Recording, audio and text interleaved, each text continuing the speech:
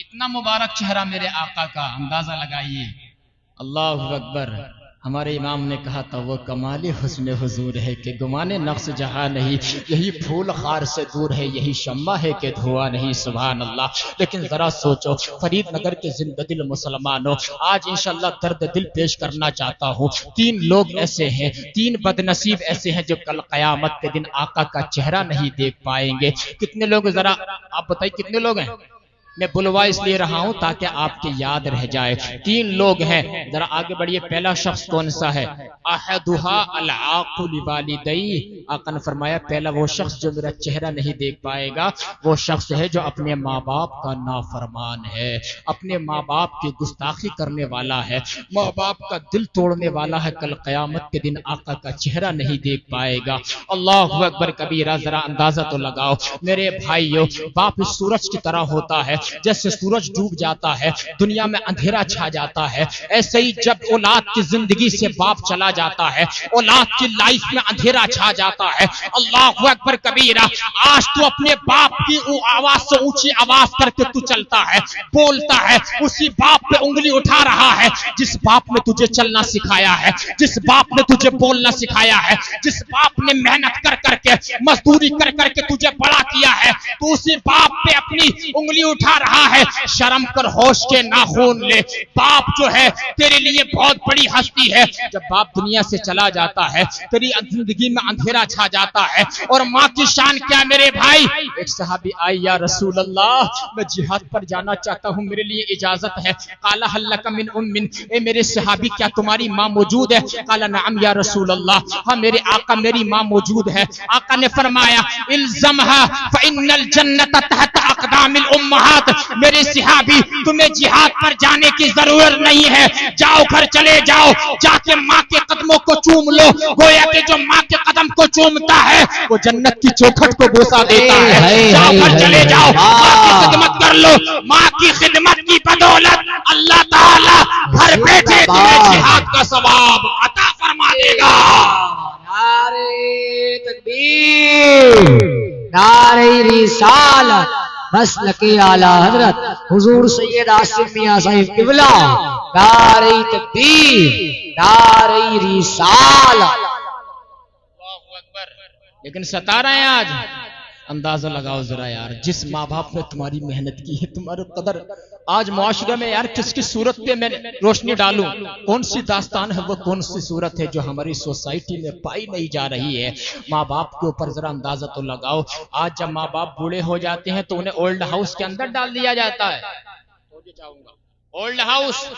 لیکن الحمدللہ گاؤں کے حالات ابھی اچھے ہیں، شہروں میں جا کر دیکھو ماں باپ کو اولڈ ہاؤس کے اندر ڈال دیا جاتا ہے۔ میرے بھائی تیرے ماں باپ اولڈ ہاؤس میں ڈالنے کی چیز نہیں ہے۔ ہمارے تمہارے نبی نے فرمایا ہما جنتو کا بنارو کا، ماں باپ ہی تیرے لیے جنت ہے، ماں باپ ہی تیرے لیے جہنم ہے۔ کیا مطلب؟ ماں باپ کی خدمت کرو گے تو جنت کے حقدار کہلاؤ گے، اور والدین کی اگر نافرمانی کرو گے تو جہنم کے مستحق ہو جاؤ گے۔ اللہ اکبر کبیرہ۔ لیکن ذرا دیکھو تو ہمارے حالات کیا ہیں۔ میں یہی بتانا چاہتا ہوں آپ حضرات کو، یہ ماں باپ کی شان ہے۔ اور ایک بات اور سنو، آپ لوگ ماشاءاللہ بہت اچھے سے سن رہے ہیں، تو میرا دل چاہتا ہے اگر آپ کو کچھ مزید باتیں بھی بتائی جائیں گی آج۔ حضور کے ایک صحابی، پہلے تو آپ صحابی کی ڈیفینیشن سمجھ لیجئے، صحابی کیسے کہتے ہیں؟ صحابی کہتے ہیں جس نے حضور کو ایمان کی حالت میں دیکھا ہو یا ان کی خدمت میں حاضری دی ہو، چاہے تھوڑی دیر کے لیے ہو، اور ایمان پر ہی اس کا انتقال ہو گیا ہو، اس کو صحابی کہتے ہیں۔ جیسے کہ سیدنا صدیق اکبر، سیدنا فاروق اعظم، عثمان غنی، مولا علی، حسنین کریمین، ان کو صحابی رسول کہا جاتا ہے۔ سبحان اللہ۔ اب ذرا دیکھو صحابی وہ ہوتا ہے کہ جس نے نبی کے پیچھے نمازیں پڑھی ہیں، بول دو محبت سے سبحان اللہ۔ حضور کے ایک صحابی ہیں جن کا نام ہے حضرت علقمہ۔ کیا نام ہے؟ زور سے بولو ذرا۔ علقمہ، علقمہ نام ہے۔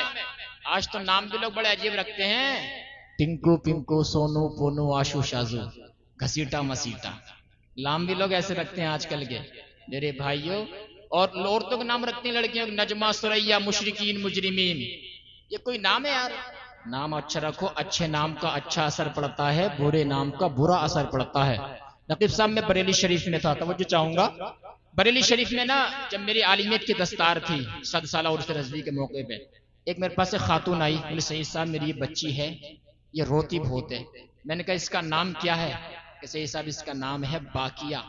اب باقیہ کے معنی آتے ہیں رونے والی، باقیہ کا معنی یہ رونے والی۔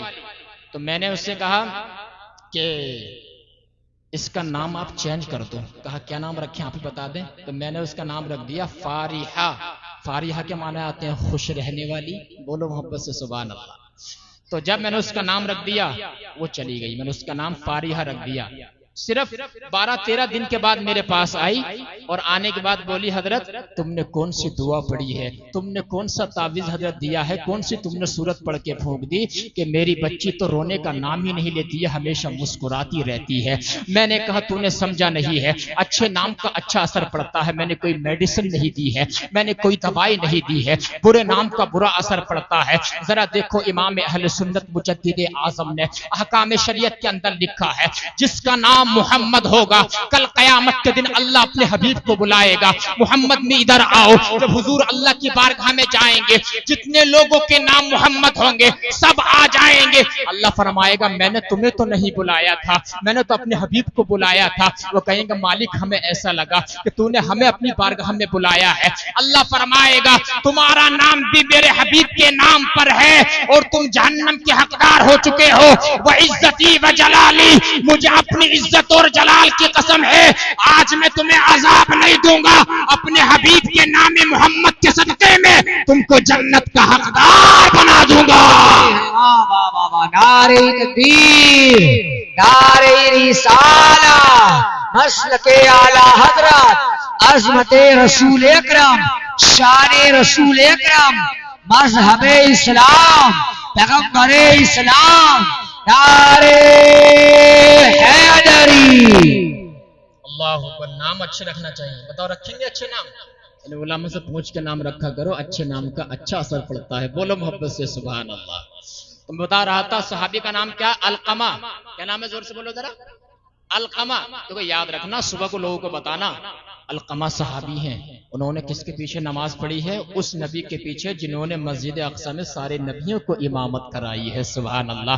لیکن حضرت علقمہ حضور کے صحابی ہیں۔ حضرت علقمہ کا آخری وقت آ گیا، روح انسلی میں اٹک جاتی ہے، فرید نگر کے زندہ دل غیور مسلمانوں، روح انسلی میں اٹک جاتی ہے، روح نہیں نکل رہی ہے، کس کی؟ صحابی رسول حضرت علقمہ کی روح کا آخری وقت آ گیا ہے۔ اللہ اکبر کبیرہ۔ حضور نے 3 صحابہ کرام کو بھیجا۔ کتنے صحابہ کو؟ زور سے بولتے ذرا۔ 3 کو۔ حضرت بلال کو بھیجا، حضرت عمار بن یاسر کو بھیجا، حضرت صہیب رومی کو بھیجا۔ علماء کرام کی توجہ چاہوں گا، 3 صحابہ کو حضور نے بھیجا، صہیب رومی، عمار بن یاسر، حضرت بلال حبشی۔ اور بھیجنے کے بعد حضور نے فرمایا جاؤ بلال، میرے غلام علقمہ کا آخری وقت ہے، جاؤ ان کو کلمہ طیبہ زبان پہ جاری کراؤ، کلمہ طیبہ ان کی زبان پہ پڑھوا دو۔ حضرت بلال، حضرت عمار بن یاسر، حضرت صہیب رومی تشریف لائے۔ حضرت بلال جو ہے کلمہ طیبہ پڑھا رہے ہیں، لیکن حضرت علقمہ کی زبان پر کلمہ طیبہ نہیں آ رہا ہے۔ ذرا غور کرنا میرے بھائیو، کس کی زبان پر؟ جو صحابی رسول ہے۔ اللہ اکبر کبیرہ۔ حضرات گرامی، جب کلمہ نہیں آیا، حضرت بلال نے حضور کو آ کر کے عرض کیا رسول اللہ، حضرت علقمہ کی زبان پر کلمہ طیبہ نہیں آ رہا ہے، روح انسلی میں اٹک گئی ہے، روح نکلنے کا نام نہیں لے رہی ہے۔ حضور نے ارشاد فرمایا اچھا رکو میں خود آتا ہوں۔ حضور اپنی جگہ سے اٹھے اور خود تشریف لائے، اور آنے کے بعد جو ہے حضور نے جو ہے اس گھر کے حالات کو دیکھا، اس گھر کے حالات کو سمجھ لیا۔ علقمہ کی زبان پر کلمہ طیبہ نہیں آ رہا ہے، حضور کے صحابی کی زبان پر اندازہ لگائیے۔ حضور خود تشریف لائے اور لانے کے بعد جو ہے حضور نے گھر کا سارا ماحول کو آپ نے دیکھ لیا اور سمجھ لیا، چونکہ آقا کی نگاہ نبوت کا عالم تو یہ ہے کہ قیامت تک ہونے والے ہر واقعے کو ایسے ملاحظہ فرما رہے ہیں جیسا کہ ہاتھ کی ہتھیلی نظر آ رہی ہو۔ اور ہمارے بریلی کے امام نے فرمایا اور کوئی غیب کیا تم سے نہا ہو بھلا، جب نہ خدا ہی چھپا تم پہ کروڑوں درود۔ آقا تشریف لائے اور ارشاد فرمایا کہ احی والدی، کیا ان کے ماں باپ میں سے کوئی زندہ ہے؟ عرض کی یا رسول اللہ علقمہ کی ماں زندہ ہے۔ کہا حضرت بلال سے کہا ان کو جا کے پیغام دو، اگر وہ خود چل کے میرے پاس آ جاتی ہیں تو آ جائیں، ورنہ میں خود چل کے ان کے پاس آ جاتا ہوں. بول دو محبت سے سبحان اللہ. ذرا اندازہ لگاؤ حضور نے بزرگوں کو کتنا احترام دیا ہے. حضور نے اللہ اکبر کبیرہ بوڑھوں کو کتنی عزت کی ہے. جس کی سفید داڑھی ہو جائے اسلام کے اندر اس کی عزت کا احترام کرنا اسلام نے ہمیں سکھایا ہے. آقا نے فرمایا من لم یوقر کبیرنا ومن لم یرحم صغیرنا فلیس منا. اے لوگوں یاد رکھنا میرا فرمان یہ ہے میری امت میں جو ہمارے بڑوں کی عزت نہ کرے اور چھوٹوں سے پیار نہ کرے وہ سب کچھ ہو سکتا ہے لیکن وہ مصطفیٰ کے طریقے پر نہیں ہو سکتا ہے. بڑے کی عزت کرنی پڑے گی. جب حضور نے پیغام دیا حضرت علقمہ کی ماں خود تشریف لے آئے. عرض کی یا رسول اللہ ارشاد فرمائیے. ہمارے تمہارے نبی نے ارشاد فرمایا علقمہ کی ماں کیا وجہ ہے تمہارے بیٹے سے کیا رنجش ہے تمہارا بیٹا کیسا ہے. عرض کی یا رسول اللہ میرا بیٹا بڑا نیک ہے. یا رسول اللہ میرا بیٹا نماز بھی پڑھتا ہے روزے بھی رکھتا ہے.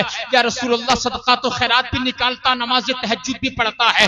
یا رسول اللہ بڑا نیک بیٹا ہے. آقا نے ارشاد فرمایا بتاؤ تم اپنے بیٹے سے راضی ہو کہ نہیں ہو. حضرت علقمہ کی والدہ نے کہا یا رسول اللہ میں اپنے بیٹے سے راضی نہیں ہوں. میں اپنے بیٹے سے میرا دل خوش نہیں ہے. آقا نے فرمایا کیا وجہ ہے. ذرا دیکھو ماں کی شان کیا ہے. ماں کو گالی دینے والوں او باش قسم کے لڑکوں آج تمہیں بتانا چاہتا ہوں والدین کا اسٹیٹس کیا ہے ماں باپ کا مرتبہ کیا ہے. آج شب برات سے یہ عہد کر کے اٹھنا لوگوں اپنے ماں باپ کی عزت کرنا. اگر وہ تم سے کچھ اونچی آواز میں بھی کہہ دیں برداشت کر لینا. اس لیے کہ آج سوسائٹی میں دیکھ لو کوئی نہیں چاہے گا کہ تم ترقی کر جاؤ کوئی نہیں چاہے گا کہ تم آگے بڑھ جاؤ لیکن ماں باپ کا پیار آج بھی سچا ہے. آج ہی ماں باپ پیرنٹس یہ چاہتے ہیں کہ جہاں ہم نہیں پہنچے ہیں ہماری اولاد وہاں پر پہنچ جائے ہماری اولاد ترقی کر جائے.